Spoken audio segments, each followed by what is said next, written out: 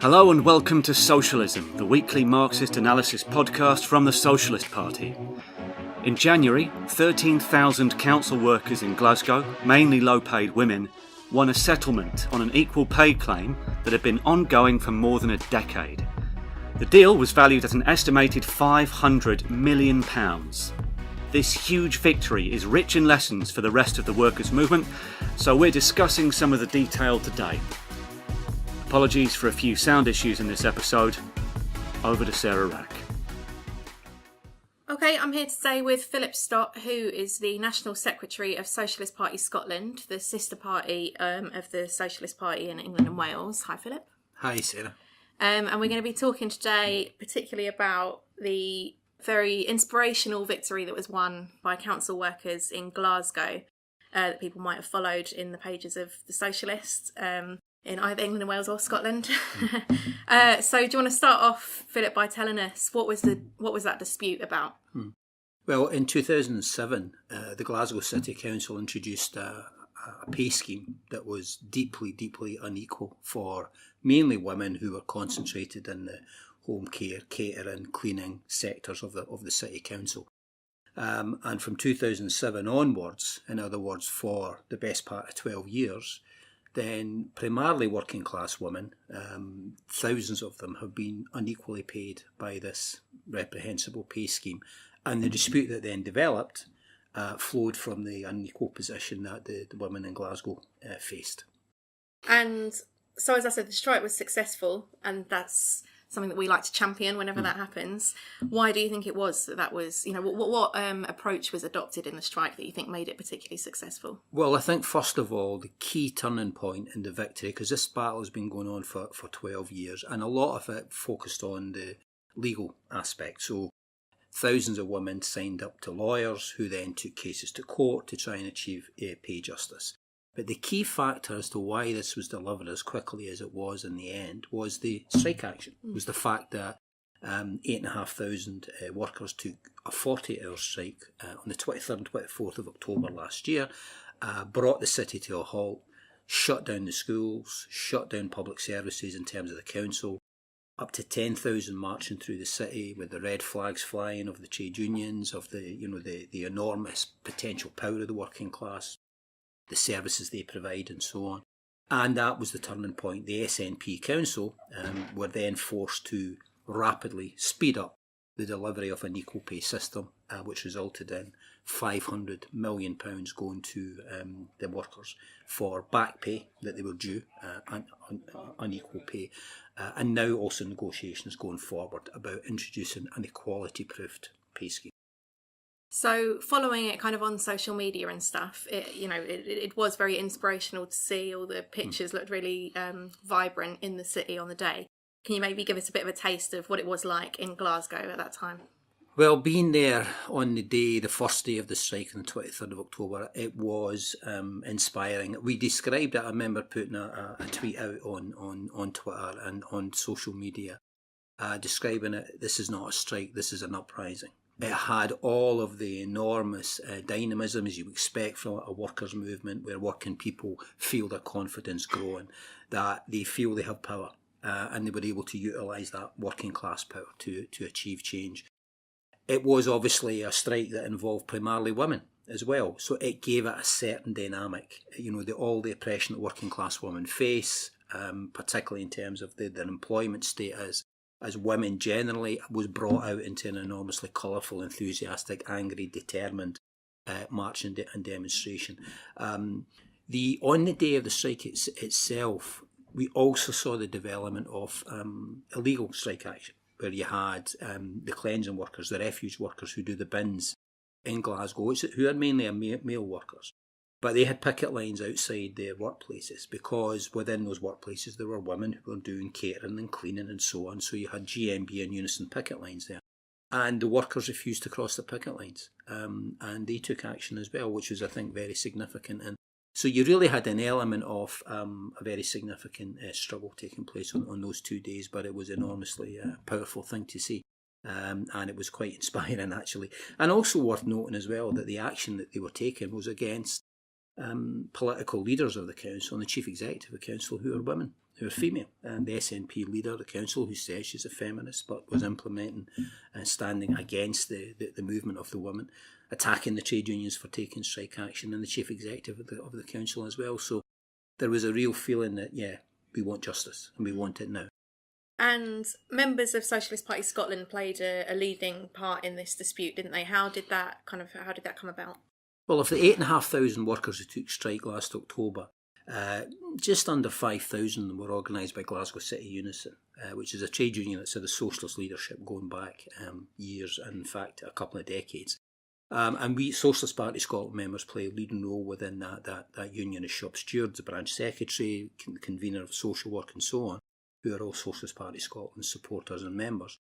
And we were able to, obviously, over many, many years, we have organised countless strikes against this unequal pay scheme, what was called single status, back in 2007. And this was just one of those other strikes that were being organised, albeit the biggest and most high profile one in terms of the victory that was won by working class women primarily. So in that sense, a socialist leadership, goes to the strikers involved, the trade union members, to say, do you want to take action? Are you prepared to take action? We'll support you 100% in your battle, to give people confidence, because very often, if you're not a socialist in the trade unions, if it's a right-wing leadership of the unions, they act as a block to action. In Glasgow City Council, the culture is different. There's a culture of being prepared. If the workers want to act, they have the support of the union, and that's what we were able to bring to that situation.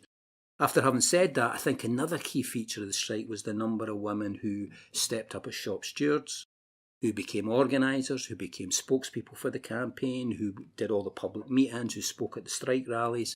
And the strength of the union has increased enormously as a result of this action, in terms of the numbers who joined the union, but also the numbers who became active and became reps and shop stewards as well. So you mentioned that the council is SNP run council. What did the dispute reveal about the SNP? Well, it's probably worth emphasising that the unequal pay scheme introduced 12 years previously was by a Labour council, a right-wing Blairite Labour council, who refused to give any concessions to the demands of the equal pay strikers and their just demands. And in the election 2 years ago, the Labour Council were removed and replaced by an SNP council. And the SNP had pledged in their manifesto to deal with the question of equal pay, to resolve it and to give compensation.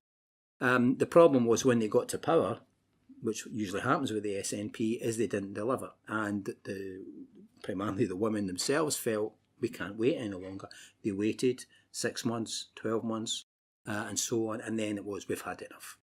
And they decided to take a ballot for industrial action. That was won overwhelmingly in favour of action. And then the leaders of the SNP Council significantly came out and started attacking the women for not knowing why they were going on strike. In other words, you don't understand why you're taking action. Very patronising approach for the politicians to take in Glasgow, but it just angered the women even more, and we saw that as a result of the strike action was absolutely overwhelming, absolutely solid, and it forced the politicians in Glasgow to act. So we know that the SNP really they have an anti-trade union approach when they are faced with movements of workers, and it's why we need, and what Socialist Party Scotland promote, is the idea of a working class party to really represent working class people. And unfortunately, the history of Labour in Glasgow has been the right-wing Blairite kind, not the Corbyn kind. So therefore it means that there is an issue there. So, well, on that then, because as you said, it was the Labour Council that introduced it initially, what has been the role of Labour, presumably in opposition now, during this dispute? No. Well, I mean, they're so tainted by the history of unequal pay in Glasgow, but their refusal to stand beside the equal pay movement is that they find it very difficult to say much at all.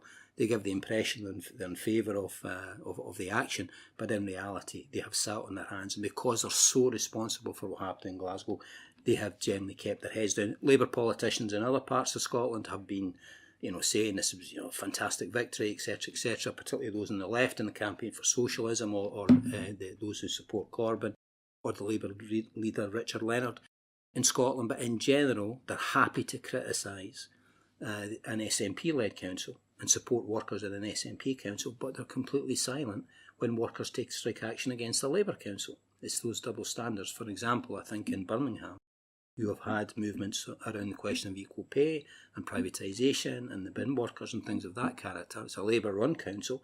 So you have, politicians, including, unfortunately, Jeremy Corbyn, who says, well done to the equal pay strikers in Glasgow, taking action against an SNP council, but tend to be very quiet when it comes to the role of right-wing Labour councils. And I understand now there's been another significant victory, this time for teachers who've been taking action on pay. Do you think that the two things are related, and what does it kind of say about workers' struggle going forward in Scotland? That's a really good question, because you had the equal pay strike on the 23rd and 24th of October last year. 4 days later, you had the biggest march of teachers in the history of Scottish education. So 30,000 members of the EIS, which is the main teachers' union in Scotland, took part in a massive demonstration demanding a 10% pay rise. And they then balloted for strike action. The Scottish Government, again led by the SNP, refused to give enough concessions to their demand, and they mobilised then for strike action. And just on the eve of going for an industrial action ballot, the Scottish Government and the employers came back with a deal that effectively means a 13.5% pay rise over 3 years for Scottish teachers, which is the highest public sector pay deal in Scotland for probably a decade or more, and I certainly know compared to teachers in England, I've no doubt that they're not even getting anywhere near those figures in terms of pay rises. But again, the significance for us as socialists is that when workers take action or even threaten to take mass industrial action, it's possible to win concessions from the employer. So undoubtedly, between the equal pay strike on the one hand, the victory of the Scottish teachers on the other hand in terms of pay, and other battles that are taking place now up and down the country where cuts budgets have been implemented across the board in councils across Scotland, that is the lesson, is that organise for industrial action, be prepared to take action and link those struggles together. And the ballots that are taking place just now in the North Sea, among oil workers, among local government workers across Scotland, and other groups of workers who are now taking action, that is the way forward in terms of building a mass industrial trade union movement linked to socialist policies that can get rid of the cuts-making politicians. Absolutely, and we'll be following all of those disputes enthusiastically. Thanks for joining us, Philip. Thanks, Sarah. Reports of this kind of workers' struggle are normally either played down or demonised in the capitalist press. That's why the Socialist newspaper is so important. You can subscribe today at socialistparty.org.uk/subscribe. You can find reports from the events Philip spoke about and more in the episode notes at socialistparty.org.uk/podcast. And don't forget to click subscribe and leave us a 5-star review in your podcast app.